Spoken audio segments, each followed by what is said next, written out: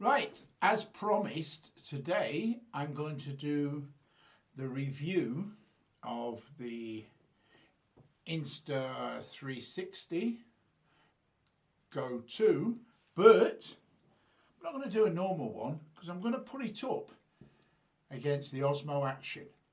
Now, in this review between the two of them, I'm going to do stabilization, slow-mo, if it's any good for vlogging, hyperlapse.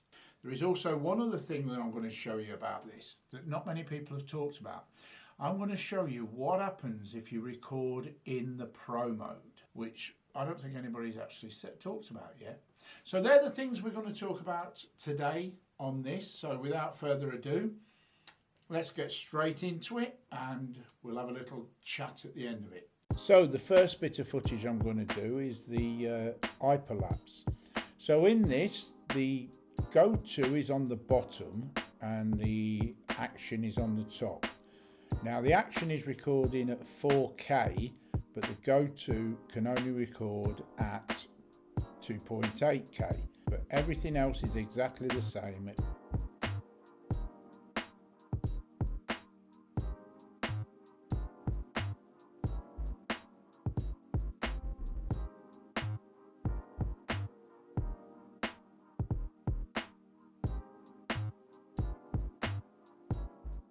Right, moving on, we are now going into a little bit of stabilization. Now, the Go 2 is on the right-hand side. Now, to me, they both seem like they have decent stabilization, but the colours in the Go 2 seem to be not as true life as what they do on the Osmo Action. They just seem a bit like the grass seems a little bit too green. It was never that green. I mean, it's personal preference, but they were both recorded in 2.8, 30 frames per second. But the thing is that the Go 2, this was not recorded in Pro. So this is standard recording, both straight out of the camera.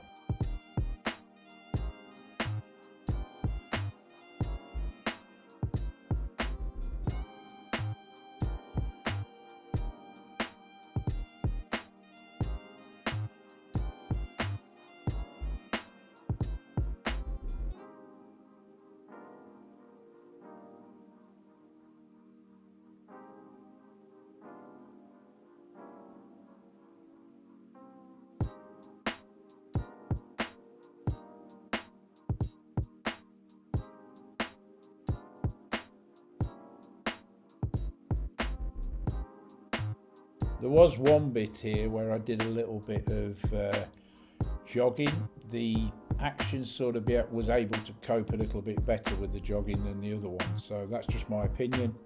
Have a look for yourself.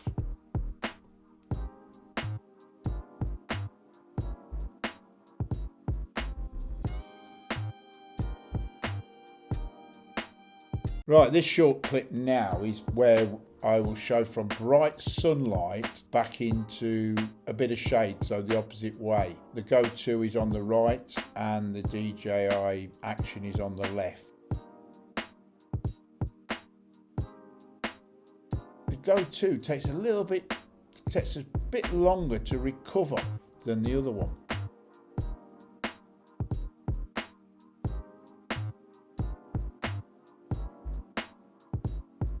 Well, when I was making this video, the only thing I could find to do a slow-mo of was a pair of ducks. The Go 2 is on the right-hand side as normal with the Action on the left-hand side. Now the Go 2 records slow-mo at 120 frames per second, whereas the Osmo Action can record at 120 frames per second and 240 frames per second. This is actually being recorded in 240 frames per second because I thought I would record it at its best possible frameage, which was 240. They both record at 1080p. It does not record in 2.8 when it's on slow mo.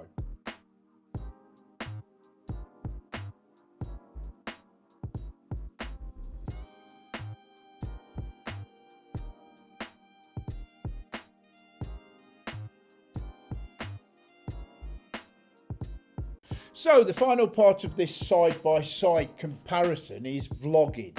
Now, once again, the Go 2 is on the left-hand side and the Action is obviously on the right-hand side. Now, what I've noticed straight away is that you get more field of view with the Go 2, but the colours, I mean, that top that I'm wearing there is actually closer to the Action colouring than what it is to the Go 2. And also, my face don't half look bloody red in that Go 2.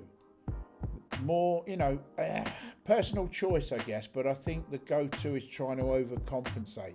But then when I go into the shade, the Go 2 handles it a little bit better. But yeah, it's down to personal choice on this. Right, next I'll be talking about what the camera produces when you record in Pro and how you have to let the app do its magic before you can edit it in any shape or form. So that's coming up next. So when you get this, it comes straight out of the camera like this with absolutely nothing, no stabilization. This is what you get. This is when you record in Pro mode. So you're recording at 1440, 30 frames per second, and this is how it comes out of the camera.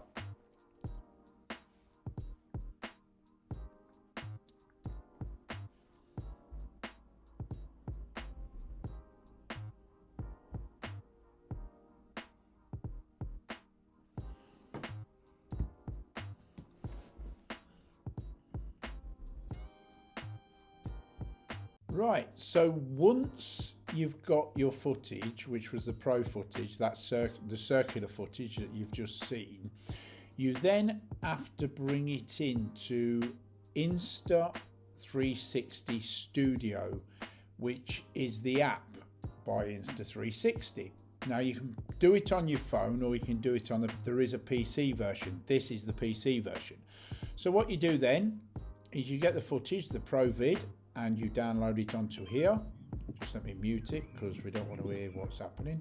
Right, and then on here you can literally do everything you want to do with it before, you know, so you can put with that, like, let's just show the stabilization. So you can have stabilization off, which means it's all over the place, or you can put your stabilization on it.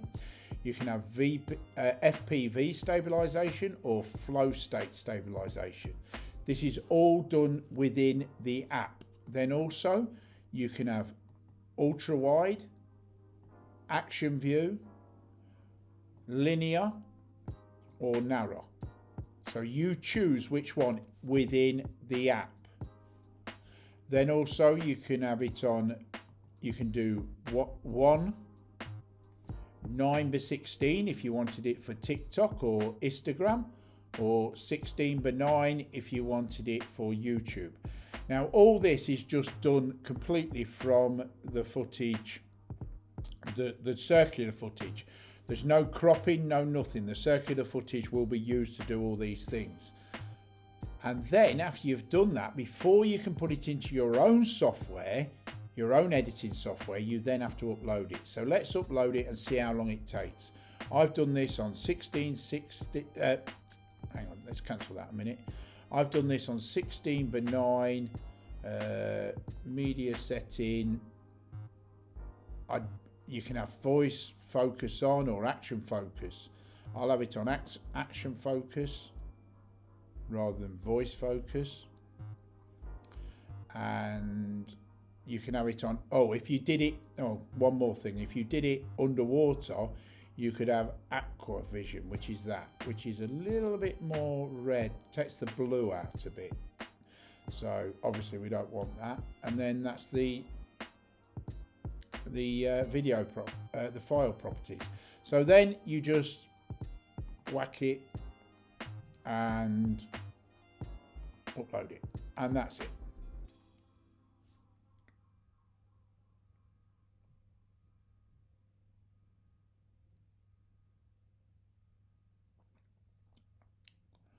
So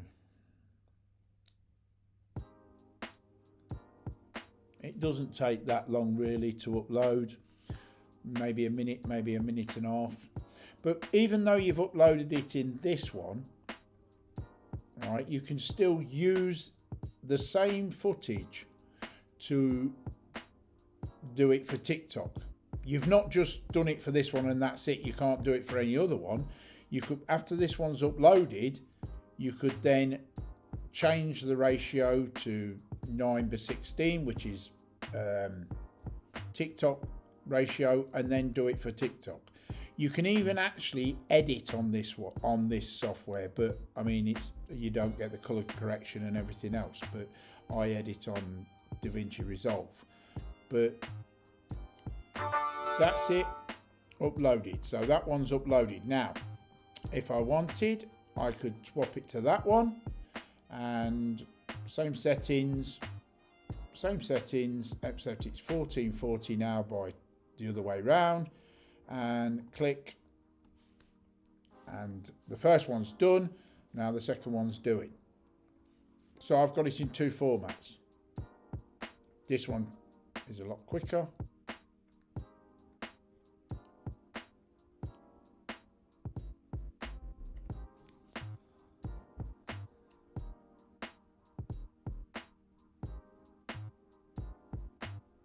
So you understand that, you know, you record in Pro and then you do everything else post recording. So you do everything else within the app, not whereas you have to do it before you record. This way you can record and then do it afterwards. So if you put the stabilization in, you put everything in afterwards.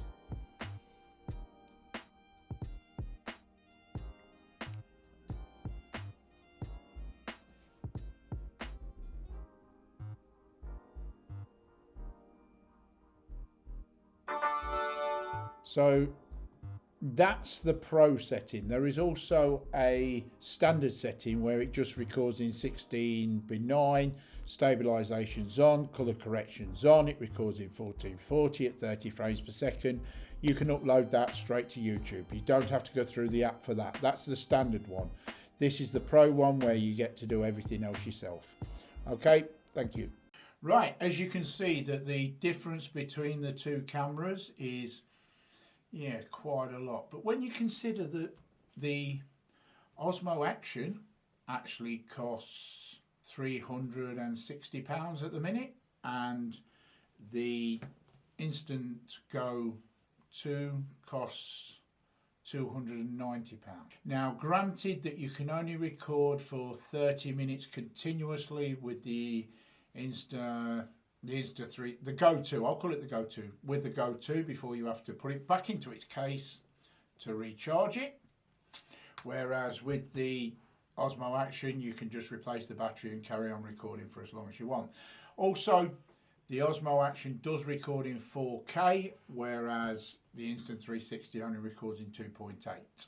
If I didn't own a GoPro or the Action, I would definitely buy this. The problem that you have, like I showed you, when you have it in Pro mode, you do have to fart about a lot and, do some weird and wonderful things with it. But like I say, the beauty of it is that you just record and then make your decision. With this one, you have to set it up first. I've recorded in the past with this one and the Rocksteady wasn't set on. The video was useless. I couldn't use it because I didn't realise till I downloaded it how bad it was. With this one, you just record in Pro and then add the stabilisation afterwards. So from that point of view, this one's definitely a lot better. It's just a point and shoot. But it's better than your phone. It's smaller than your phone. It's easier to fit in your pocket and everything. Make your own mind up. But as I say, this one was $295. This one was $3.5. I'll leave it with you. Okay, take care. Till the next time.